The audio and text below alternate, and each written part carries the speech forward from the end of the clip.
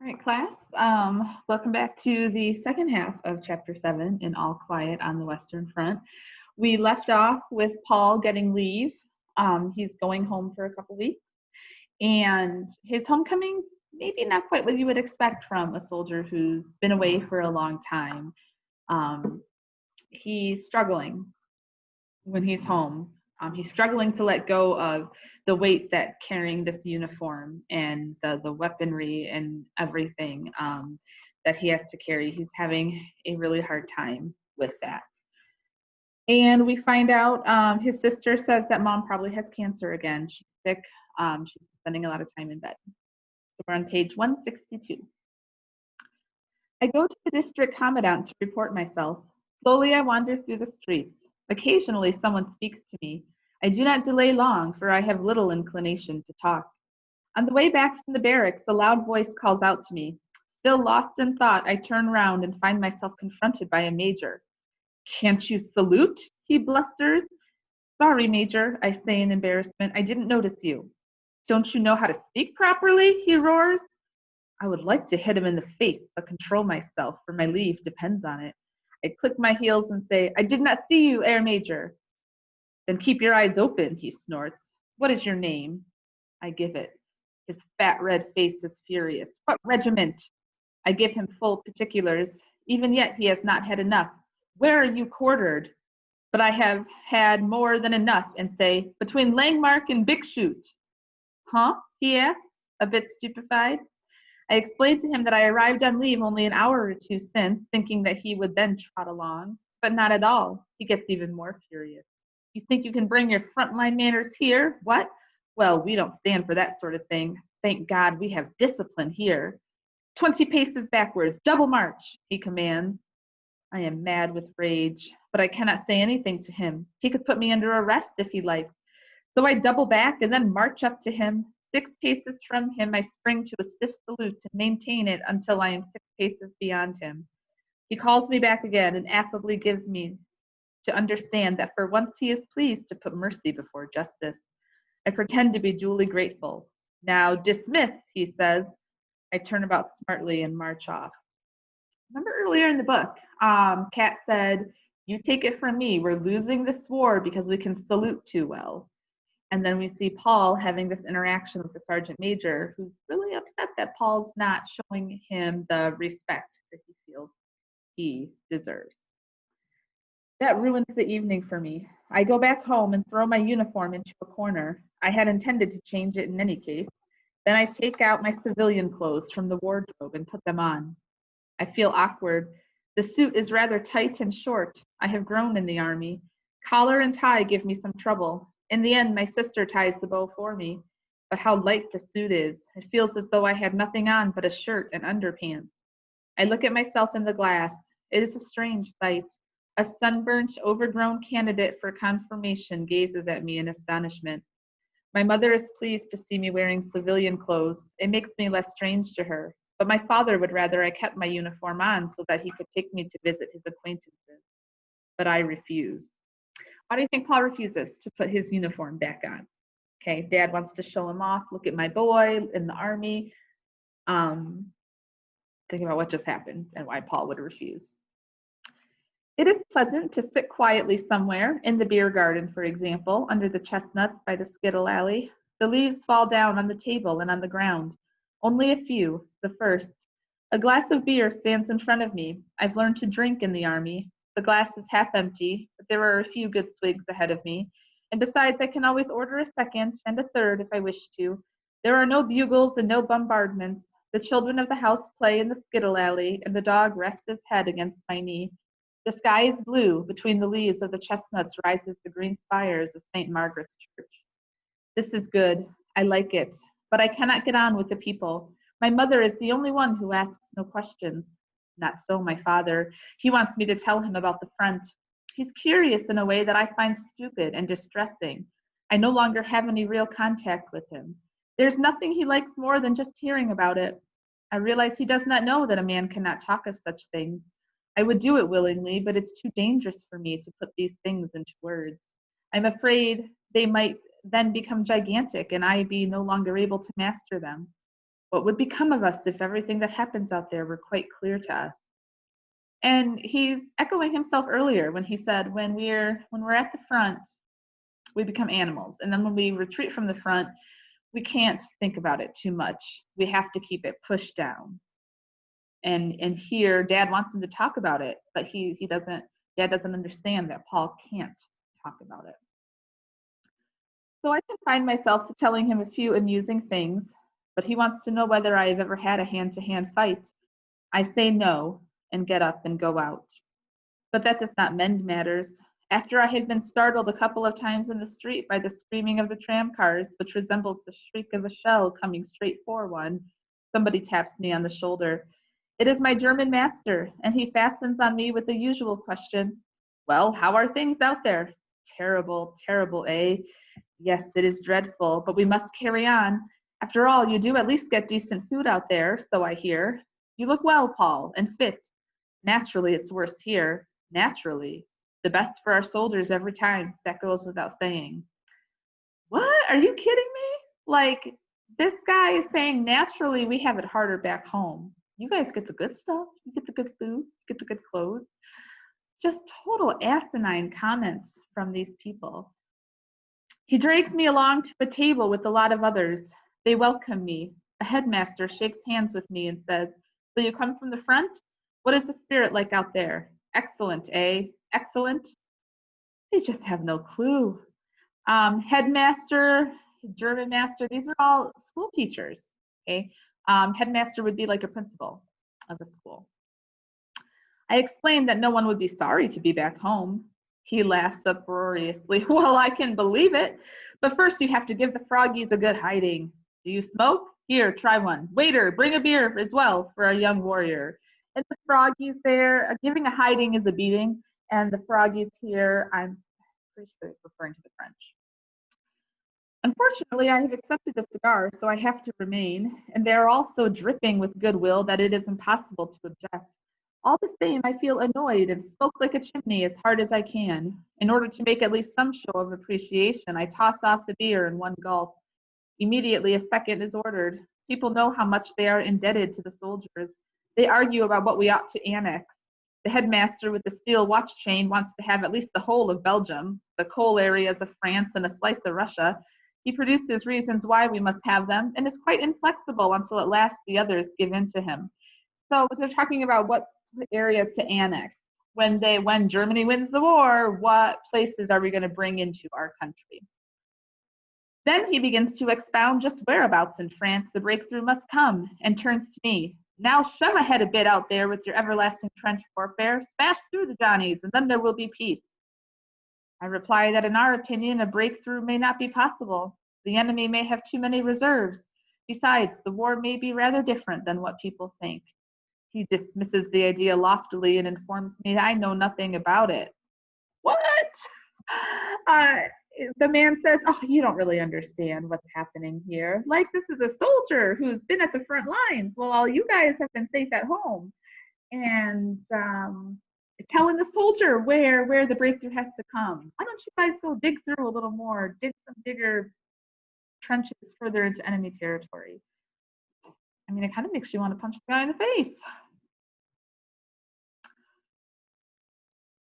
The details, yes, says he, but this relates to the whole, and of that you are not able to judge. You see only your little sector, and so cannot have a general survey.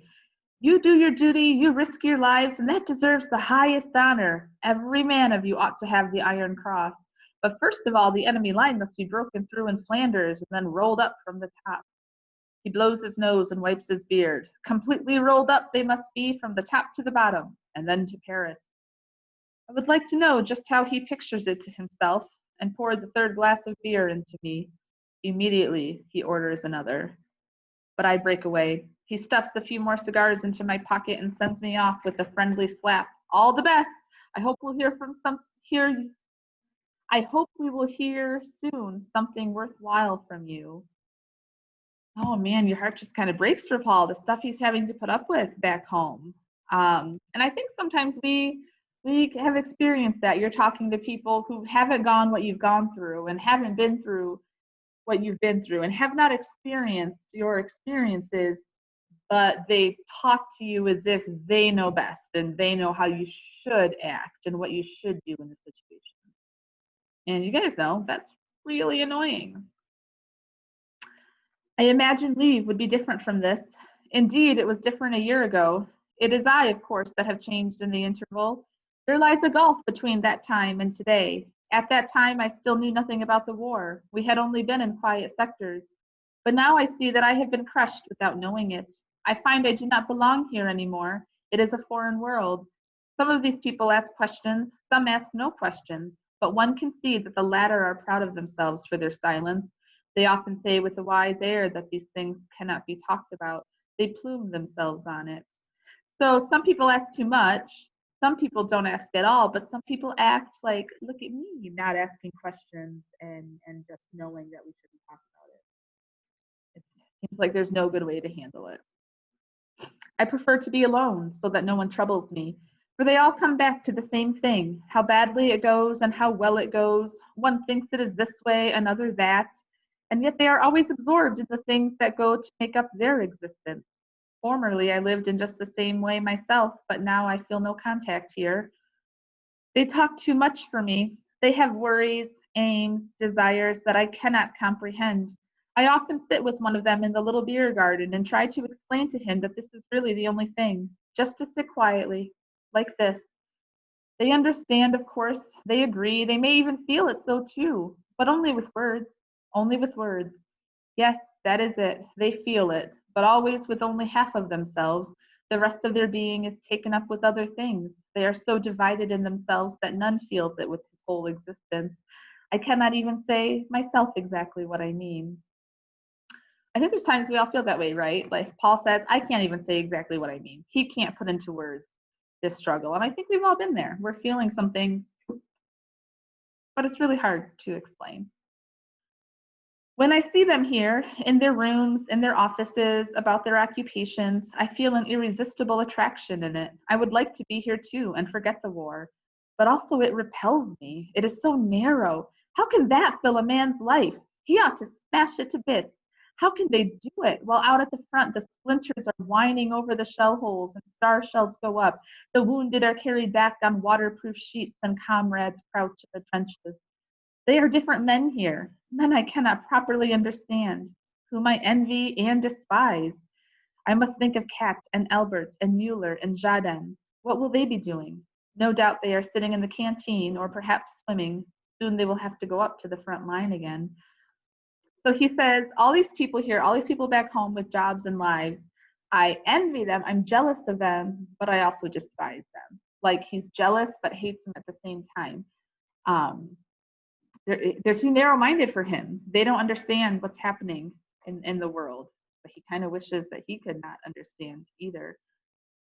And so who does he remember? His comrades, his brothers in arms, wondering what they're doing. In my room behind the table stands a brown leather sofa. I sit down on it. On the walls are pinned countless pictures that I once used to cut out of newspapers. In between are drawings and postcards that have pleased me. In the corner is a small iron stove. Against the wall opposite stand the bookshelves with my books. I used to live in this room before I was a soldier. The books I bought gradually with the money I earned by coaching. Many of them are second-hand, all the classics, for example. One volume in blue cloth boards cost 1 mark 20 pfennig. I bought them complete because it was thoroughgoing. I did not trust the editors of selections to choose all the best, so I purchased only collected works. I read most of them with laudable zeal, but few of them really appealed to me. I preferred the other books, the moderns, which were of course much dearer. A few I came by not quite honestly. I borrowed and did not return them because I did not want to part with them. One shelf is filled with school books. They are not so well cared for. They are badly thumbed and pages have been torn out for certain purposes. Then below are periodicals, papers, and letters all jammed in together with drawings and rough sketches. I want to think myself back into that time. It is still in the room. I feel it at once. The walls have preserved it. My hands rest on the arms of the sofa. Now I make myself at home and draw up my legs so that I sit comfortably in the corner in the arms of the sofa. The little window is open, though through it I see the familiar picture of the street with the rising spire of the church at the end. There are a couple of flowers on the table, pen holders, a shell as a paperweight, the inkwell. Here nothing has changed. It will be like this too. If I'm lucky, when the war is over and I come back here for good, I will sit here just like this and look at my room and wait. I feel excited, but I do not want to be, for that is not right. I want that quiet rapture again. I want to feel the same powerful, nameless urge that I used to feel when I turned to my books.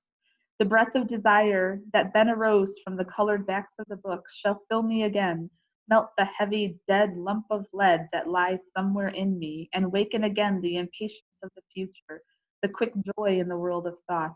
It shall bring me back again, the lost eagerness of my youth. I sit and wait. So he used to get great joy out of books. Paul loves to read.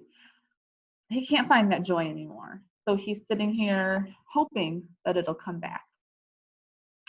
It occurs to me that I must go and see Kemmerich's mother. I might visit Mittelstadt too. He should be at the barracks. I look out of the window. Beyond the picture of the sunlit street appears a range of hills, distant and light.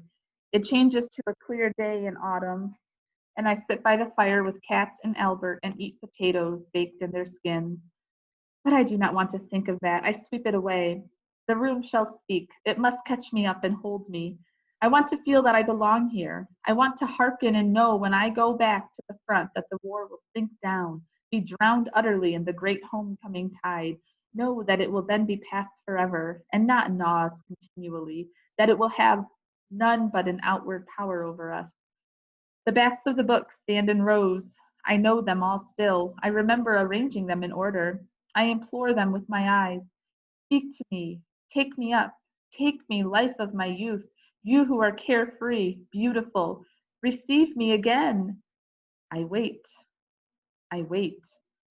Images float through my mind, but they do not grip me. They are mere shadows and memories.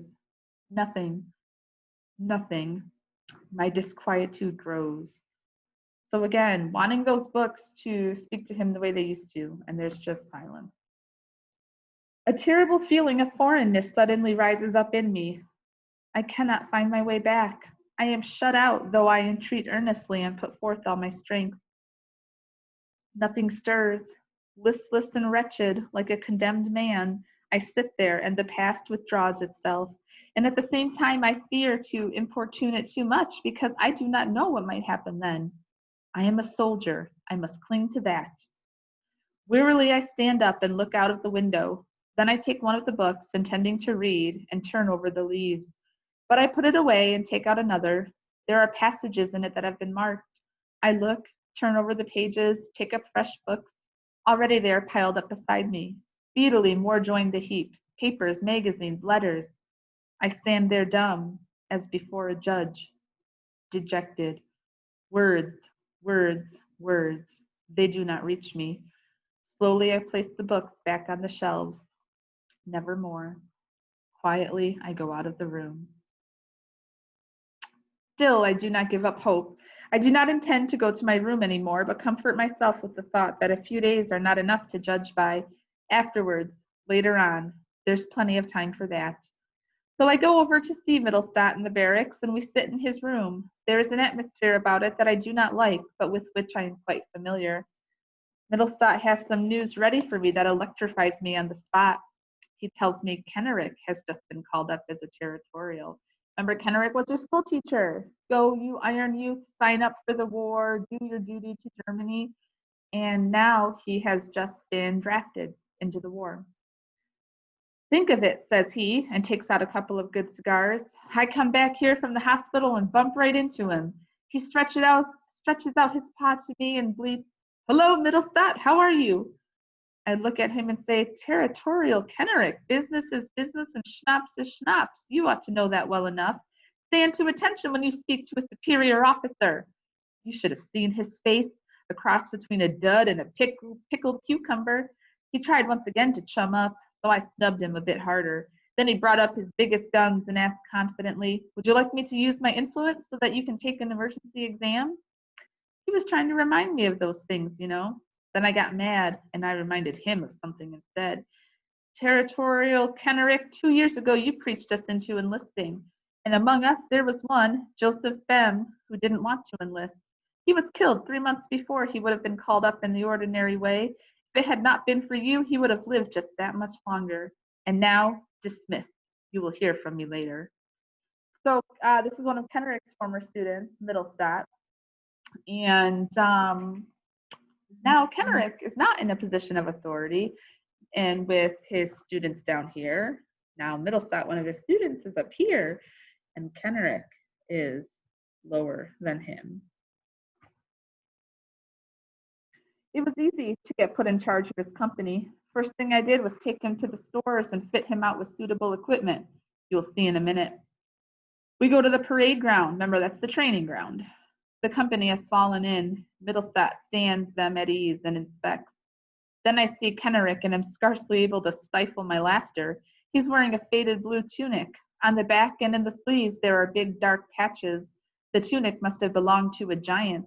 The black worn breeches are just as much too short. They reach barely halfway down his calf. The boots, tough old clodhoppers with turned up toes and laces at the side, are much too big for him. But as a compensation, the cap is too small, a terribly dirty, mean little pillbox. The whole rig out is just pitiful. So what's our author remark trying to show us there? A student gets to be an authority over his teacher. What does the student choose to do? He dresses him like a buffoon, like a clown. Remember back to our theme chart. Where could you list that under on your theme chart? Middlestat stops in front of him. Territorial Kenrick, do you call those buttons polished? You seem as though you can never learn. Inadequate, Kenrick, quite inadequate. It makes me bubble with glee. In school, Kenrick used to chasten Middlestat with exactly the same expression. Inadequate, Middlestat, inadequate. Middlestat continues to upbraid him. Look at Botcher now. There's a model for you to learn from. I can hardly believe my eyes. Botcher's there too. Botcher, our school porter. And he's a model. Kenrick shoots a glance at me as if he would like to eat me, but I grin at him innocently as though I do not recognize him anymore. Nothing could look more ludicrous than his forage cap and his uniform, and this is the object before whom we used to stand in anguish as he sat up there enthroned at his desk, spearing at us with his pencil for our mistakes and those irregular French verbs with which afterwards we made so little headway in France. So he used to be teaching him French, and he used to really drive him hard. And he says he was enthroned in his desk, almost like he's a king of the classroom. And not that the French did him a lick of good. And now he's there training beneath them. That's barely 2 years ago, and now here stands Territorial Kenrick, the spell quite broken, with bent knees, arms like pot hooks, unpolished buttons, and that ludicrous rig out, an impossible soldier.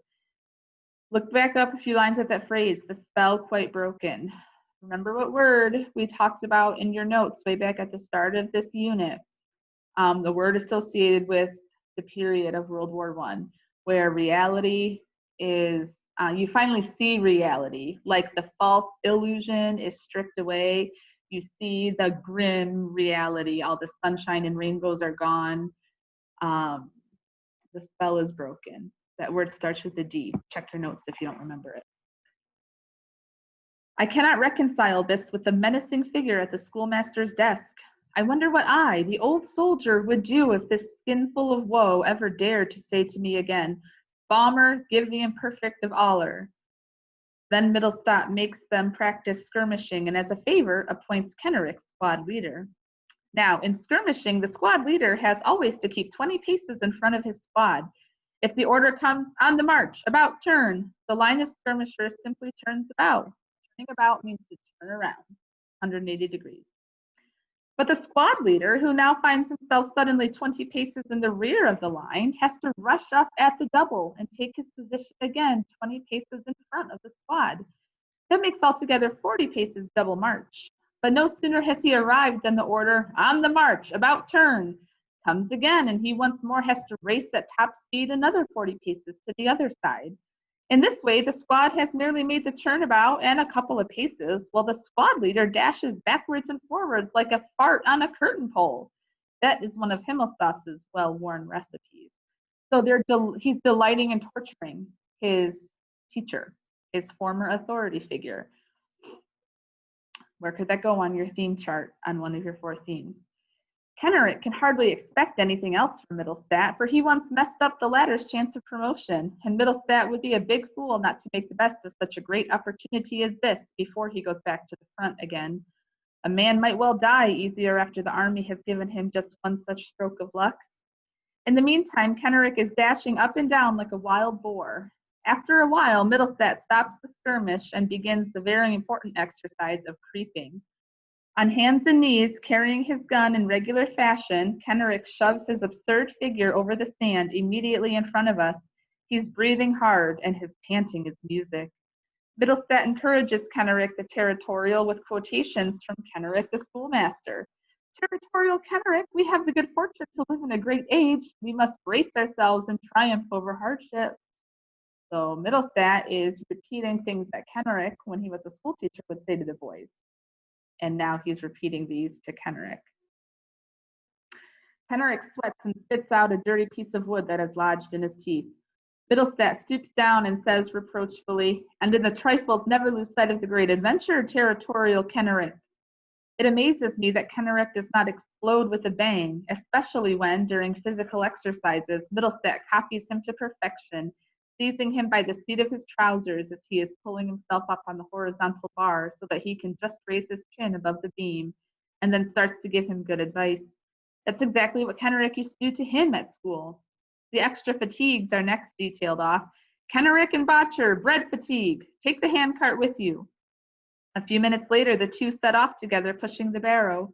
Kenrick, in a fury, walks with his head down, but the porter is delighted to have scored light duty. The bakehouse is away at the other end of the town, and the two must go there and back through the whole length of it. They've done that a couple times already, grins Middlestat. People have begun to watch for them coming. Excellent, I say, but hasn't he reported you yet? He did try. Our CO laughed like the deuce when he heard the story. He hasn't any time for schoolmasters. Besides, I'm sweet with his daughter. He'll mess up the examination for you. I don't care, says Middlestat calmly. Besides, his complaint came to nothing because I could show that he had had hardly anything but light duty.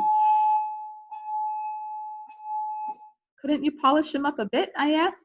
He's too stupid. I couldn't be bothered, answers Middlestat contemptuously. So many pages describing Kenrick here. Why does Remarque take so long to do that? What point is he trying to make by showing Kenrick being basically having his students get revenge on him? Think about that. What is leave?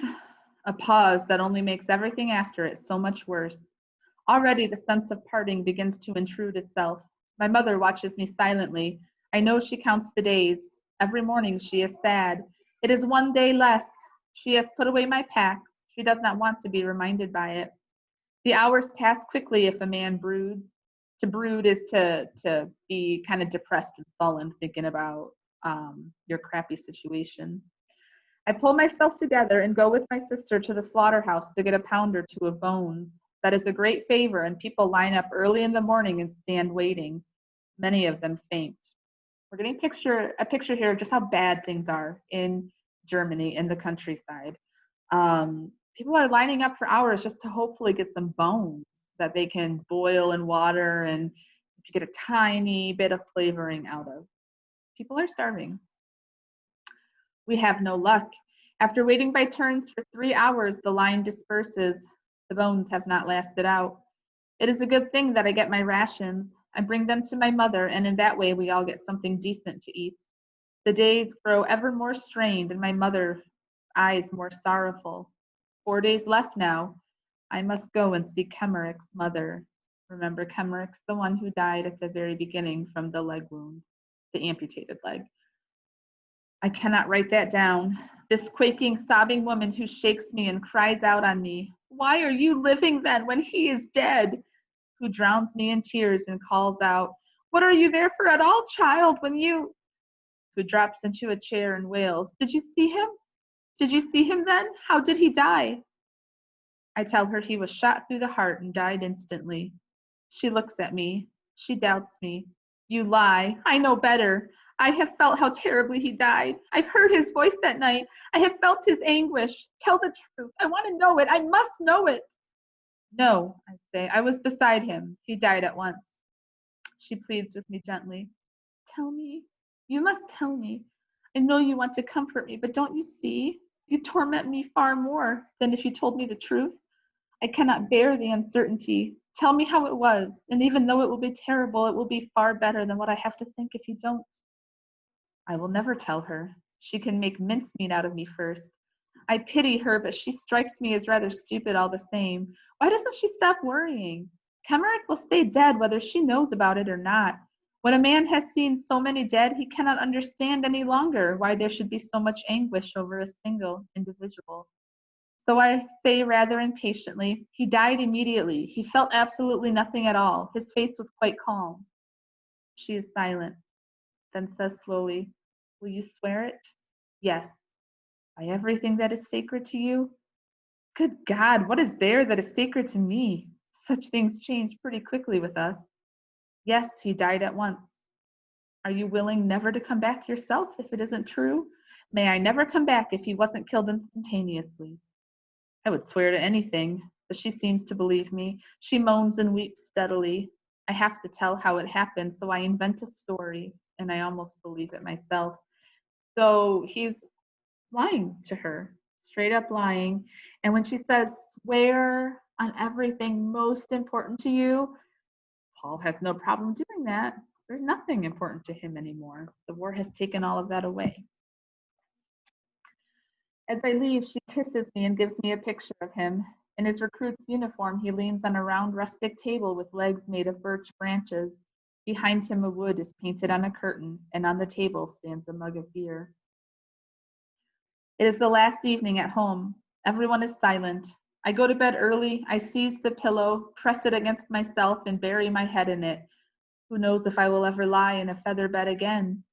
Late in the night, my mother comes into my room. She thinks I am asleep, and I pretend to be so. To talk, to stay awake with one another, it's too hard.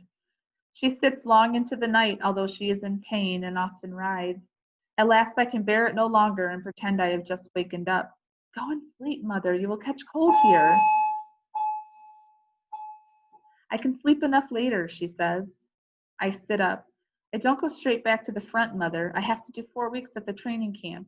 I may come over from there on Sunday, perhaps. She is silent. Then she asks gently, are you very much afraid? No, mother.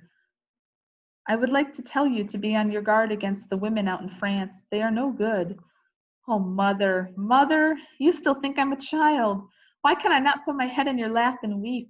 Why have I always to be strong and self-controlled? I would like to weep and be comforted too. Indeed, I am little more than a child. In the wardrobe still hangs short boys' trousers. It is such a little time ago. Why is it over? Where we are, there aren't any women, mother, I say as calmly as I can. And be very careful at the front, Paul. Oh, mother, mother, why do I not take you in my arms and die with you? What poor wretches we are. Yes, mother, I will. I will pray for you every day, Paul. Oh, mother, mother, let us rise up and go out, back through the years, where the burden of all this misery lies on us no more. Back to you and me alone, mother. Perhaps you can get a job that is not so dangerous? Yes, mother, perhaps I can get into the cookhouse. That can easily be done. You do it then, and if the others say anything, that won't worry me, mother. She sighs. Her face is a white gleam in the darkness. Now you must go to sleep, mother. She does not reply. I get up and wrap my cover around her shoulders. She supports herself on my arm. She is in pain, and so I take her to her room. I stay with her a little while. And you must get well again, mother, before I come back. Yes, yes, my child. You ought not to send your things to me, mother. We have plenty to eat out there. You can make much better use of them here. How destitute or poor she lies there in her bed, she that loves me more than all the world. As I am about to leave, she says hastily, I have 2 pairs of underpants for you. They are wool. They will keep you warm. You must not forget to put them in your pack. Oh, mother, I know what these underpants have cost you in waiting and walking and begging. Oh, mother, mother, how can it be that I must part from you? Who else is there that has any claim on me but you? Here I sit, and there you are lying. We have so much to say, and we shall never say it. Good night, mother. Good night, my child. The room is dark. I hear my mother's breathing and the ticking of the clock. Outside the window, the wind blows and the chestnut trees rustle. On the landing, I stumble over my pack, which lies there already made up because I have to leave early in the morning. I bite into my pillow. I grasp the iron rods of my bed with my fists. I ought never to have come here. Out there, I was indifferent and often hopeless. I will never be able to be so again. I was a soldier, and now I am nothing but an agony for myself, for my mother, for everything that is so comfortless and without end. I ought never to have come on leave. So think about that. Why does Paul wish that he had never come on leave? That should be a good thing, getting to go home and see your family. Why does he wish that he didn't? All right. And that's the end of chapter 7. Thanks for watching.